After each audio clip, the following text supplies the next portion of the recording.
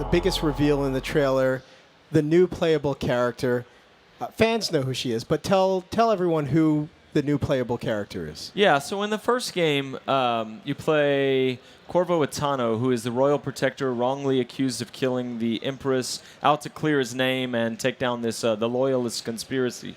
The entire time, there's a 10-year-old girl who the game sets up may or may not be your daughter, who is watching you. And if you play ghost-like and you don't kill anyone and you're very stealthy, then she does drawings on the wall of her bedroom that present you as a father figure, and they're very calm. And if, by contrast, if you murder everybody and you play very violent, she's got like black crayon and she's doing these monstrous drawings. You're affecting her, and we've had so many players come to Raph or come to me or come to someone on the team and say like, "Wow, that moment where I walked into her room and I saw that drawing on the wall and I realized like."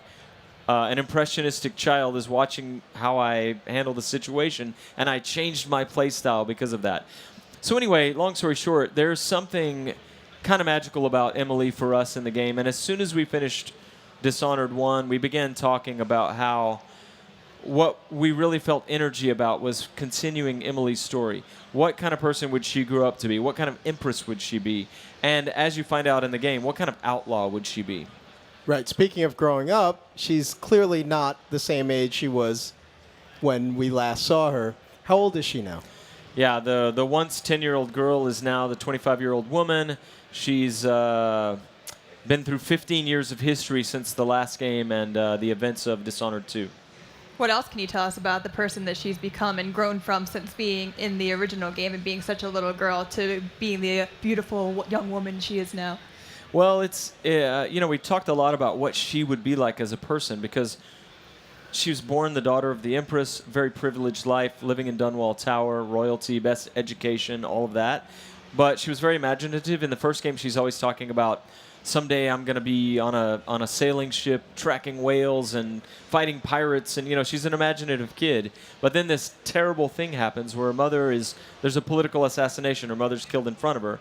She's taken away by these people, rescued by Corvo. And so she's a person of privilege, but then who dealt with a big tragedy. And she's sort of marred by that. And then she spends the next 15 years raised and educated by Corvo Attano.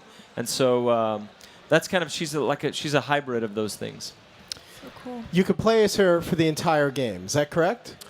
Yeah, the way we set the new game up is that you start the game 15 years after the Rat Plague has ended, and you play for about the first 20 or 30 minutes as Emily.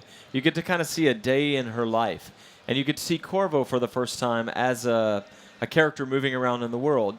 And then there's a dramatic, pivotal event that happens, and from that point, you choose to finish the game as either Emily or pick it up as Corvo. And for the rest of the game, you're either Emily, Kaldwin, or you're Corvo Attano. You saw that in the trailer, that they introduced some new powers. Do you want to lead us into those? Can we take a look at those again? Yeah, so what you saw there is Far Reach. Emily doesn't have Blink. Blink was a signature power in the first game. There was a moment where all the powers were optional. You bought them with ruins, and you upgrade the ones you want. There was a moment near the end of the project when Rafael Colantonio, co-creative director, said, what if we just gave everybody Blink? And it transformed the game. It was a signature mechanic. But so for Emily, it was kind of a bold call for us to say she doesn't have Blink. She's going to have Far Reach, which allows you to upgrade in many different ways. You can, use it to pull yourself across. You can stick to walls. You can, yank people toward you and assassinate them in midair. You can do different things with it. It's as cool as Blink, but mechanically different. And at the end of that video, we saw another power she has called Shadow Walk that we'll be talking more about in the future.